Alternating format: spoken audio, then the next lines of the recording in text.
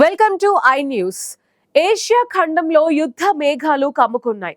Taiwan ని లక్ష్యంగా చేసుకుని చైనా తన సైనిక శక్తిని ప్రదర్శిస్తోంది. జస్టిస్ మిషన్ 2025 పేరుతో చైనా చేపట్టిన ఈ మెగా డ్రిల్స్ తైవాన్ ఉనికినే ప్రమాదంలో పడేసేలా ఉన్నాయి. చైనా యుద్ధ విమానాలు, నౌకలు తైవాన్ ని 4 వైపులా దిగ్బంధించాయి.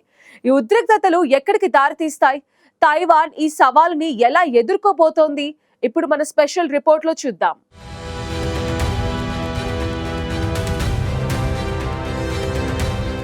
డ్రాగన్ గర్జించింది. తైవాన్ ద్వీపం చుట్టూ చైనా సైన్యం మరోసారి మారణ హోమాన్ని తలపించే విన్యాసాలకు తెరలేపింది. సోమవారం నుండి చైనా తన ఆర్మీ, నేవీ, ఎయిర్ ఫోర్స్, అత్యంత శక్తివంతమైన రాకెట్ ఫోర్స్ దళాలను రంగంలోకి దింపి జస్టిస్ మిషన్ 2025 పేరుతో భారీ కసరత్తును ప్రారంభించింది. తైవాన్ జలసంధి మొదలుకొని ఆ ద్వీపానికి ఉత్తర, నైరుతి, ఆగ్నేయ, తూర్పు దిక్కుల్లో 5 అతిపెద్ద డేంజర్ జోన్లను ఏర్పాటు చేసింది.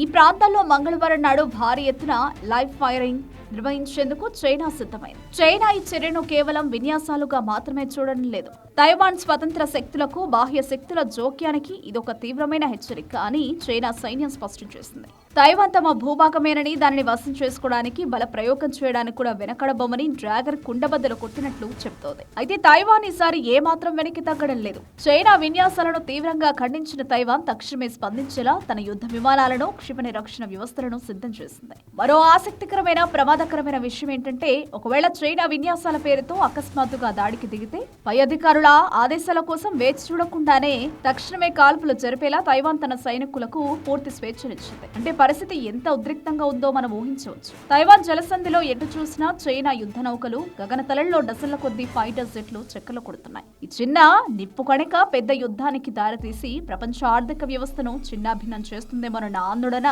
ఇప్పుడు ప్రపంచ దేశాల్లో వ్యక్తమవుతుంది. డ్రాగన్ వేస్తున్న ఈ అడుగులు శాంతికా లేక యుద్ధానికా? కాలమే సమాధానం చెప్పాలి.